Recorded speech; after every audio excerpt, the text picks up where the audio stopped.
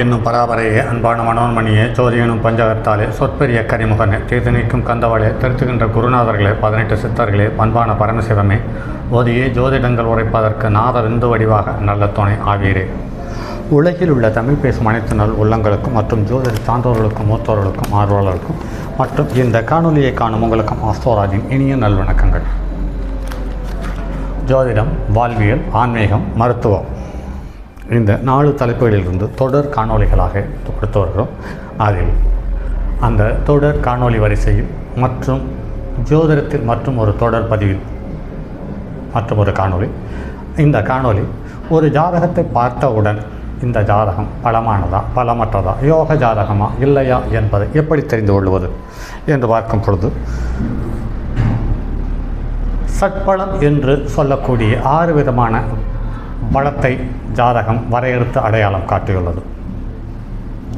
அந்த வகையில் 1 ஸ்தான பலம், கிரகம் ஆட்சி, உச்சம், நீச்சம், நட்பு, பகை என்ற வகையில் ஒரு ஸ்தானத்துக்குரிய கிரகம் எந்த நிலையில் இருக்கிறதோ அந்த நிலையின் சார்ந்த பலத்தை அடையாளம் காட்டுவது. அடுத்தது திக்பலம் என்று சொல்லக்கூடியது. அந்த திக்பலம் என்ற நிலை கிரகம் நின்ற ராசியினுடைய திசை அந்த கிரகத்திற்கு சாதகமானதா அல்லது பாதகமானதா என்ற விஷயத்தை தெளிவுபடுத்தக்கூடிய ஒரு விஷயம். அடுத்து சேஷ்டாபலம் என்று சொல்லப்படுகிறது. கிரகம் தன்னுடைய காரகத்துவம் சார்ந்த பலனை தெரியப்படுத்துவது அல்லது அடையாளம் காட்டப்படுவது என்று சொல்லப்படுகிறது. அடுத்து காலபலம் என்று சொல்லப்படுகிறது. இந்த காலபலம் என்று சொல்லக்கூடியது ஒரு கிரகத்தினுடைய காரகத்துவத்தால் ஏற்படக்கூடிய செயல்கள் எந்த காலத்தில் நடக்கிறது, இரவிலா பகலிலா, எப்படி காலத்தை அனுசரித்து அதனுடைய பலனை அடையாளம் காட்டக்கூடியது காலபலம் அல்லது அடுத்தது திருப்பலம் என்று சொல்லப்படுகிறது. இது ஒரு கிரகம் நின்ற நிலையிலிருந்து தான் பார்த்த பார்வையில் ஏற்படக்கூடிய ஏற்ற இறக்கங்கள் சார்ந்த அடையாளம் காட்டக்கூடிய பலங்கள் திருப்பலம் என்று சொல்லப்படுகிறது. நைசர்கிரக பலம் என்று சொல்லப்படுகிறது 6வது பலம். இதுவே சட்பலத்தினுடைய இறுதி கணிப்பு. இந்த நைசர்கிரக பலம் என்பது இயற்கையில் சுபக்கிரகமா பாவக்கிரகமா அல்லது நிழல் கிரகமா, இந்த கிரகத்தினுடைய தன்மை என்ன என்பது சார்ந்த தகவலை அடையாளம் காட்டக்கூடியது. அந்த வகையில் இன்று நாம் பார்ப்பது திக்பலம் என்று சொல்லக்கூடிய ஒரு பலன் சார்ந்த தகவல். லக்கினத்தில் புதனும் குருவும் இருக்கும் பட்சத்தில் அது திக்பலம் என்று சொல்லப்படுகிறது. 4ஆம் இடத்தில் புதனும் சுக்கிரனும் சந்திரனும் இருப்பது திக்பலம் என்று சொல்லப்படுகிறது. 7ஆம் இடத்தில் சனி திக்பலம் பெறுகிறது. 10வது இடத்தில் செவ்வாய் திக்பலம் பெறுகிறது.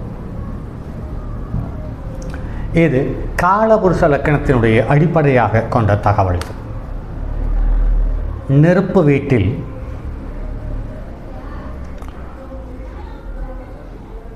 நெருப்பு கிரகமும் காற்று கிரகமும், அதாவது 3ஆம் இடத்துக்குரிய கிரகமான காற்று கிரகம் புதன், 9ஆம் வீட்டுக்குரிய கிரகமான நெருப்பு கிரகம், இது இரண்டும் லக்கணத்தில் இருக்கும் பட்சத்தில், அது கிழக்கு திசையாக இருக்கும் பட்சத்தில் அது மிகப்பெரிய யோகத்தை தந்து விடுகிறது.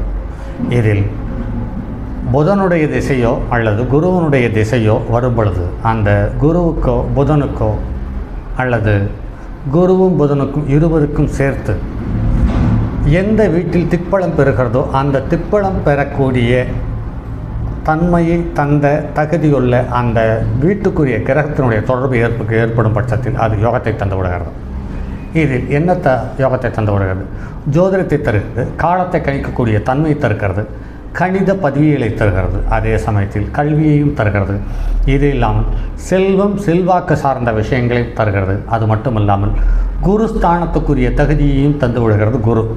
ஆக குரு ஸ்தானமும் குரு ஸ்தானத்தை தரக்கூடிய குரு, அதாவது போதகரனுடைய ஸ்தானத்தை தரக்கூடிய குரு, அந்த போதகத்துக்கு வழிவகை செய்யும் கல்வியான புதன், இந்த இரண்டும் லக்னத்தில் இருக்கும் பட்சத்தில் அந்த ஜாதகர் எப்பாடுபட்டாவது வாழ்க்கையில் வெற்றி பெறுகிறார். ஆனால் லக்னாதிபதி நல்ல நிலையில் இருக்கும் பொழுது அவரே அந்த யோகத்தை அனுபவிக்கிறார். அந்த லக்னாதிபதி பலம் குறைந்திருக்கும் பட்சத்தில் அந்த யோகத்தை குழந்தைகள் அனுபவிக்கிறார்கள் என்பது நடைமுறையில் காணப்படுகிறது.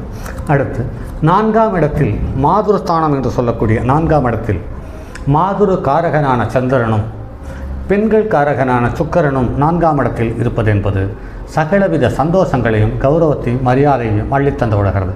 தாயின் மூலமும் மனைவியின் மூலமும் வரக்கூடிய செல்வமும் செல்வாக்கு சார்ந்த விஷயங்களையும் அடையாளம் காட்டிவிடுகிறது என்பது நடைமுறையில் காணப்படும். ஆக அந்த 4ஆம் இடத்தில் திக்பலம் பெறக்கூடிய சந்திரனுக்கும் சுக்கிரனுக்கும் வீடு கொடுத்த கிரகம் சந்திரனுக்கும் சுக்கிரனுக்கும் பரிவர்த்தனை பெற்றிருந்தாலும் ஒருவர் வீட்டில் ஒருவர் இருந்தாலும் நட்சத்திரத்தை சார பரிவர்த்தனையாக கொடுத்திருந்தாலும் இவர்களுடைய தசாபுத்தி வரும் காலத்தில் மிகப்பெரிய யோகத்தை தந்து விடுகிறது. ஆனாலும் உறவுகளில் சின்ன சின்ன கசப்புகளையும் தவறாமல் தந்து விடுகிறது என்பது காண முடிகிறது. அடுத்து 7ஆம் இடத்தில் சனி. இந்த 7ஆம் இடத்தில் சனி திக்பலம் பெறுவது என்பது சாலச்சிறந்த ஒரு விஷயம். இவர்கள்தான் வாழ்க்கையில் தொழிலில் வெற்றி பெறக்கூடிய தன்மை உள்ளவர்கள். ஆனால் குடும்பத்தில் எல்லையில்லாத ஒரு கசப்பை தந்து விடுகிறார்கள் என்பதை மறக்க முடியாது. அதே சமயத்தில் இவர்களுக்கு ஜீவனத்திலேயும் தொழிலிலேயும் மிகப்பெரிய யோகத்தை கொடுத்து குடும்பத்தில் இருக்கக்கூடிய பற்றை குறைத்து சங்கடத்தை உண்டு பண்ணிவிடுகிறது என்பதை நடைமுறையில் பார்க்க முடிகிறது. அடுத்து 10ஆம் இடத்தில் தசமகேந்திரத்தில் சூரியனும் செவ்வாயும் இருக்கும் பட்சத்தில் அட்மினிஸ்ட்ரேட்டிவ் எடுத்த எடுப்பில் பச்சை இங்கியில் கையெழுத்து போடக்கூடிய கச்சற்ற ஆஃபீஸர் போன்ற உயர் நிலை கல்வியையும் அதற்கான தகுதியையும் அதற்கான ஜீவனத்தையும் கொடுத்து தனக்கு கீழ் ஒன்றுக்கு மேற்பட்ட வேலையாட்கள் வேலை செய்யக்கூடிய தகுதியுள்ள அட்மினிஸ்ட்ரேட்டிவ் லைனை இது தந்து விடுகிறது என்பது நடைமுறையில் காண முடிகிறது.